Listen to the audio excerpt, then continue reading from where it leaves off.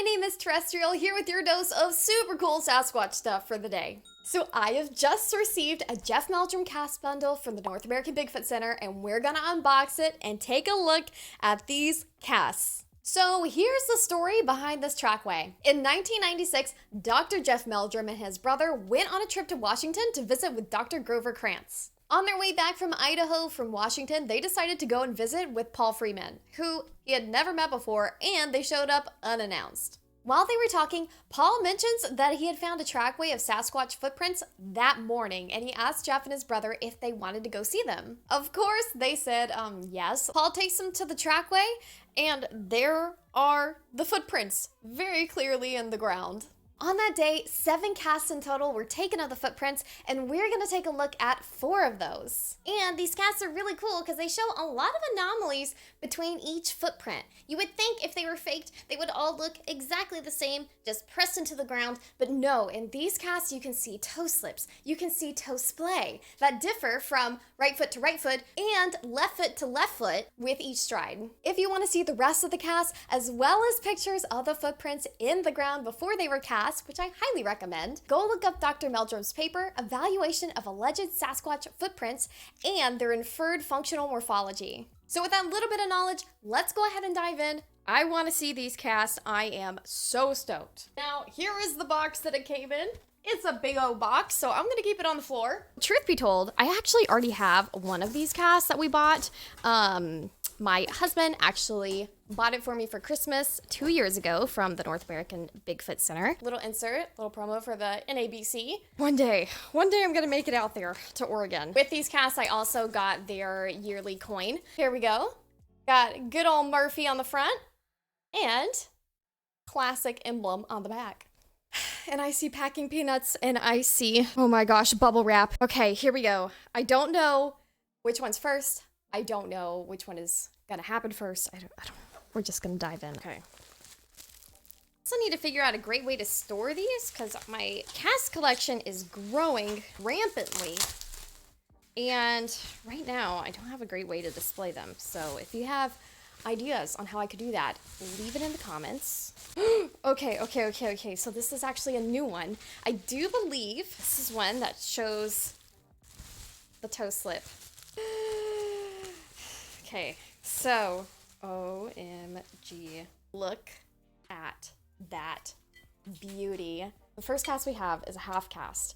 You can see some significant slippage of where the toes drug through the mud. Oh my gosh, look at those precious toes. Look at the toes! 4 of the digits, very pronounced. Now the big toe, or the hallux, if you want to get sciencey with it, is not as pronounced, but it's definitely still there. I don't know if you can super make out where the top is, but you can definitely still tell that the hallux is there and prominent. And some people might look at this and go, we can't even see the whole foot, but honestly, that tells us a lot in itself. The fact that this is a half cast goes to support the idea that Sasquatch have highly flexible feet. When Jeff found this footprint, there was no evidence of a heel in the ground, meaning only the forefoot had actually made contact. While the heel, or the hindfoot, was up. Since it was so muddy, foot slides, as we see here from the toe slides, creating this ridge of dirt behind the mid-tarsal region. So if you're looking at the cast like this, imagine none of this is here. This would all be dirt. Fascinating. And we have multiple half casts in this trackway, meaning the Sasquatch would have had to do this multiple times. So that in itself says something about the flexibility of the Sasquatch foot. Which again, they need to be so flexible because they are so large. So cool. This is a phenomenal cast. I'm honestly just blown away just taking it in. Wow. So these casts I've only seen in pictures. I haven't actually seen replicas. I haven't actually seen like the real deal. And it's amazing the depth that you get from holding. I mean, look at that. That is a deep cast. That is definition. It's so easy when you're looking at these online to make it look, they look very flat almost. Look at the ridges too. This is really interesting to me. These are indentations in between the toes when it's going through the mud. That is fascinating. That is fascinating. They're so pronounced. So those are some like big meaty toes going through the mud to make that mark. Fascinating. All right, let's see what's next. Oh yeah, okay. Another half cast. Gonna go for this bad boy. I already know what this one is, and I'm so excited to check it out. Oh, heck yes. God, this is so cool. All right, so this is a half cast. You can see all toes are very visible, very clear. The hallux super prominent in this one, as opposed to the other one where it was a little more of a subdued, not as obvious in the cast, but definitely still there. And I am still learning about casts. I'm still learning how to read casts, how to interpret them. So forgive me if some of my details are wrong. That's why it's important to collect these and to study them so that you can learn more and learn over time. It's okay to be wrong. We like to be wrong. That means we're learning if we're wrong. Wow, look at the toes. All this that you see, this is just debris. So where these footprints were found, apparently there were like sticks and grass and obviously dirt on the ground. So all of that is just debris that was kept in the cast, but beauty, an absolute beauty. Oh, cool! I included some stickers. No way. Thank you. Yo, I love this so much. This is, oh my God. I mean, obviously all of these are super cool. Look at that. That is so cute.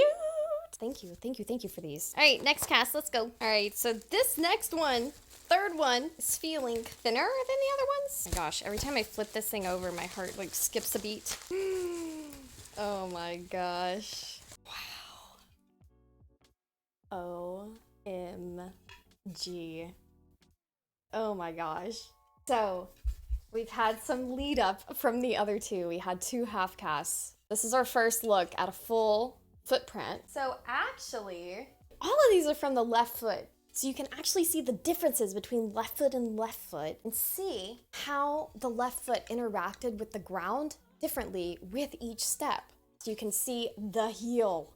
You can see the toes.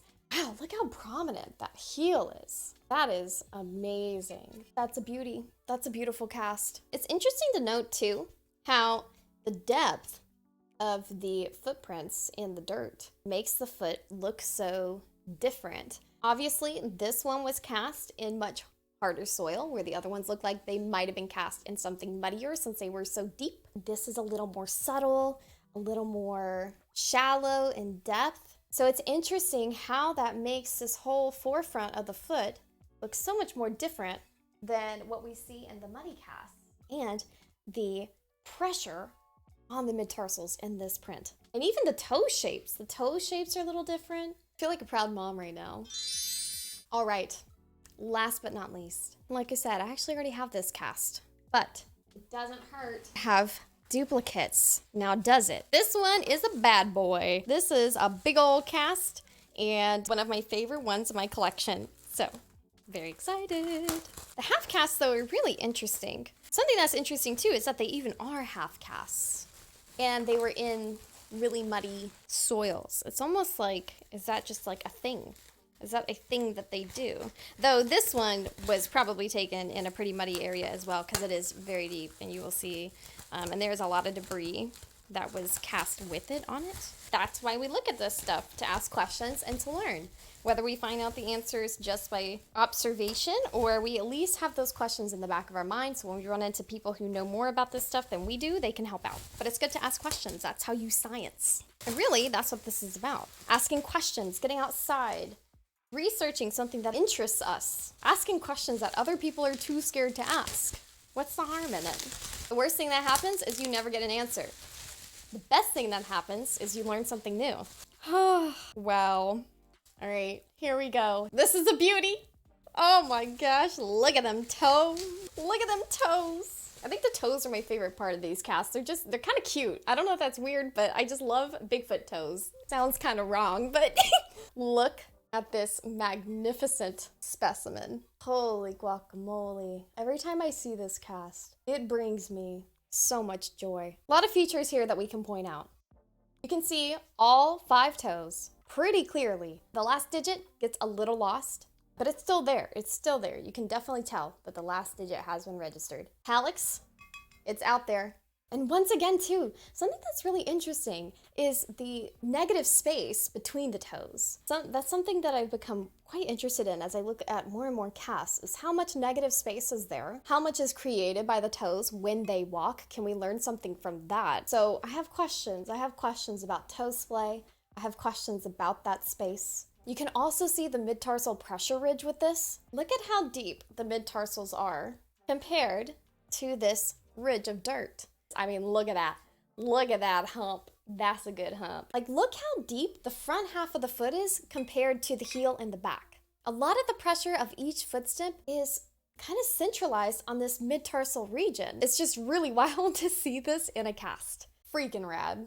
Something that's also interesting about this trackway is that dermatoglyphics were also captured in these casts. Dermatoglyphics are actually fingerprints, but we all have them on our fingers, we have them on our toes, and they're a unique identifier to individuals. So it's thought that Sasquatches also have dermatoglyphics, at least on their toes from what we've seen. There are casts that show them and that they are not related to researchers poking them with their fingers or anything like that. It does look like that they are actually a part of the foot itself. Now, I don't know if they're going to be visible in the cast replicas, but in the originals, you can see them. It's also going to be difficult to tell if there are dermatoglyphics in the cast replicas because of all the debris that are in these casts themselves. That is a beauty. That is a beautiful cast. And I think that is everything. Oh, wait! Oh, yes! Oh, man, that's a really cool sticker. Look at Murphy in all his glory. Yeah, they need this on a shirt. Do you know I would wear this on a shirt? I would wear this on everything. Give me a shirt, give me a notebook, give me shoes with this on it, a pair of Chuck Taylors with Murphy's face. Heck yeah. I'm so excited, yay! That wraps things up for us. Thank you so much for joining me on this journey. Hope you learned something new. That's what this stuff is all about. Education is our best friend and learning is our best friend. Having an open mind is critical when you're dealing with scientific endeavors. So remember, keep an open mind, ask questions, and don't be afraid to be wrong. And just go with the flow. Have fun, get outside, enjoy the outdoors, and learn something new. So thank you again. See you next time and happy squatching.